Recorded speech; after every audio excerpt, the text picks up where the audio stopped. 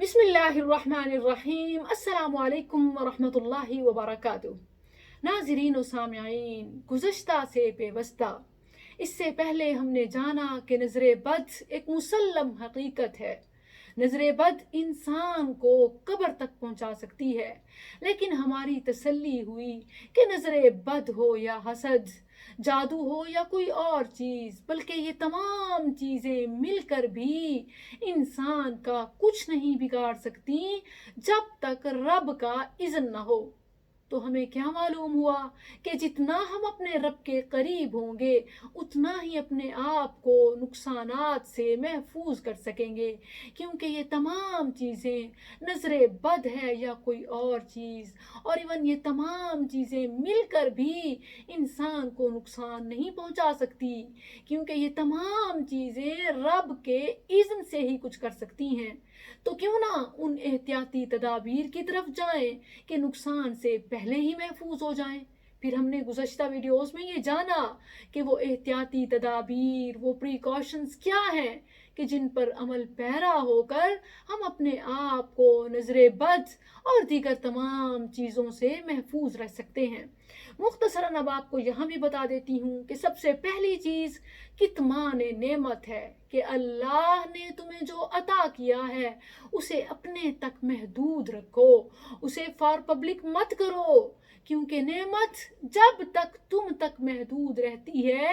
وہ محفوظ رہتی ہے، اور جب تم فار پبلک کر دیتے ہو تو گویا تم اسے داؤ پر لگا دیتے ہو کہ شاید اب وہ تمہاری بھی نہ رہ سکے اور نظر بد کا شکار ہو جائے۔ اسی لیے رسول اللہ صلی اللہ علیہ وسلم نے نظر بد کے حوالے سے جو پہلی چیز بتائی وہ کتمان نعمت ہے۔ نبی صلی اللہ علیہ وسلم کا فرمان، استعینوا علی قضاء حوائجکم بالکتمان فإن کل ذی نعمت محسود۔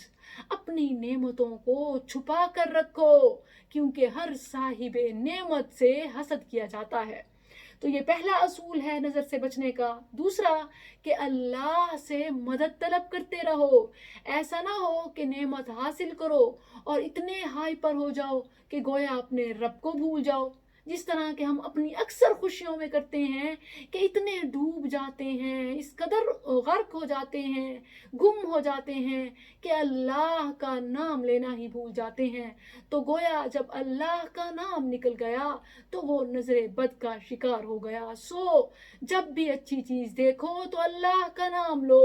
ماشاء اللہ، لا حول ولا قوت الا باللہ۔ یہ دو وہ پریکاشنز ہیں کہ جن پر اگر آپ عمل کر لیں تو نظر بد سے محفوظ رہ سکتے ہیں۔ آج کی ویڈیو میں ہم نے یہ جاننا ہے کہ اگر کہیں ہم سے کوئی کمی رہ گئی، کوئی غلطی ہو گئی اور نظر لگ گئی تو اب کیا کریں۔ تو یہ آج کی ویڈیو میں آپ کو بتاؤں گی اور تمام ان احادیث کو جمع کروں گی کہ جو میں نے مستدرک حاکم، موطا امام مالک اور سنن بہقی اور کچھ حصہ صحیح مسلم سے لیا ہے۔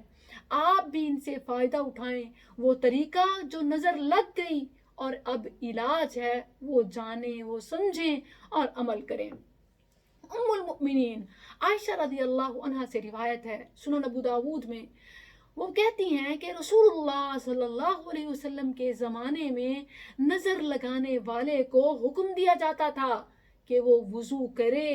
اور پھر جس کو نظر لگی ہے وہ پانی اسے دیا جاتا کہ وہ اس سے غسل کرے۔ وہ طریقے میں نے آپ کو بتائے، احادیث کی مختلف کتب کے نام کہ موطا امام مالک، مستدرک حاکم اور سنن بہقی، رسول اللہ صلی اللہ علیہ وسلم کا فرمان کہ کیسے آپ حکم دیا کرتے تھے، کان یؤمر العائن فیتوضأ ثم یغتسل منہ المعین۔ وہ طریقہ کیا ہے؟ وہ طریقہ یہ ہے کہ ایک برتن میں پانی نظر لگانے والے کے پاس لایا جاتا۔ آپ سمجھیے، کیونکہ اس حوالے سے مجھے بہت سے سوالات موصول ہوتے ہیں کہ کیسے وضو کرنا ہے، کس پانی سے وضو کرنا ہے، مکمل طریقہ کیا ہے۔ تو آئیے آج جان لیجئے۔ اسی لیے میں نے آپ کے سامنے یہ برتن رکھا کہ ایسے ایک برتن میں پانی لایا جائے اس کے پاس کہ جس کی آپ کو لگتا ہے نظر لگی ہے۔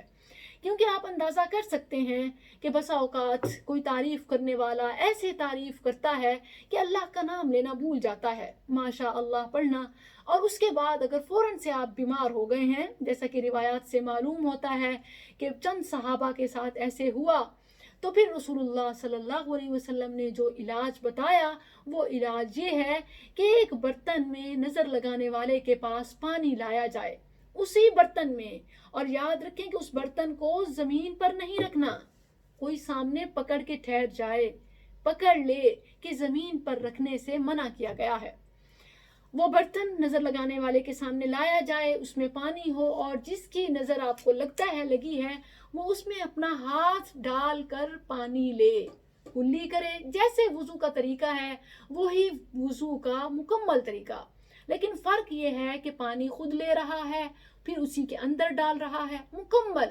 ہاتھ دھونے سے لے کر پاؤں دھونے تک، اور ایون مسح کا بھی پانی ہاتھ اسی میں ڈالنا ہے، وہ پانی اسی میں جمع کرتے جانا ہے، برتن کو زمین پر بھی نہیں رکھنا اور الگ سے نہیں لینا پانی، وہی پانی استعمال کر کے دوبارہ اسی میں جمع کرتے جائیں، اور وضو کے بعد اپنے گھٹنے ان پر بھی پانی ڈالیں اور گھٹنوں کا پانی پھر اسی میں جمع کریں، پھر گھٹنوں سے جو اوپر ران کا حصہ ہے، ران کے بھی اوپر کا حصہ، اس پر پانی ڈالیں، اس پانی کو بھی بہا کے اسی میں لے آئیں، اور پھر اپنے ایزار کا، آپ ٹراؤزر پہن رہے ہیں یا شلوار یا کچھ بھی، جو بھی آپ کا ایزار ہے جسے ہم اپنی زبان میں احسن کہتے ہیں، جو ایزار کا اوپر کا حصہ ہے اسے بھی اسی پانی میں دھونا ہے، اور پھر جس کو نظر لگی ہے، جو مریض ہے، یہ پانی اس کے سر کے پیچھے کے حصے سے گویا یہاں سے کمر کی طرف بہا دینا ہے، یہ اس کا علاج ہے، اور صحابہ کرام نے اس پر عمل کر کے اپنے مریضوں کو رب سے شفا دلوائی۔ تو اللہ سے امید رکھتی ہوں کہ وہ ہمیں بھی سنت پر عمل کر کے ہمیں بھی شفا نصیب کرے۔ یہ میں نے علاج بتایا ہے، طریقہ بتایا ہے، اور پھر اگر آپ کو معلوم نہیں ہو رہا کہ نظر لگانے والا کون ہے، جس طرح کہ ہم بہت ساری پارٹیز میں جاتے ہیں، گیٹ ٹوگیدرز میں جاتے ہیں، اور ہم اندازہ نہیں کر سکتے کہ کس کی نظر لگی ہے، اگر یہ مشکل ہو جائے تو کیا کیا جائے، اس کے لیے آپ اگلی ویڈیو کا انتظار کیجئے۔ السلام علیکم ورحمۃ اللہ۔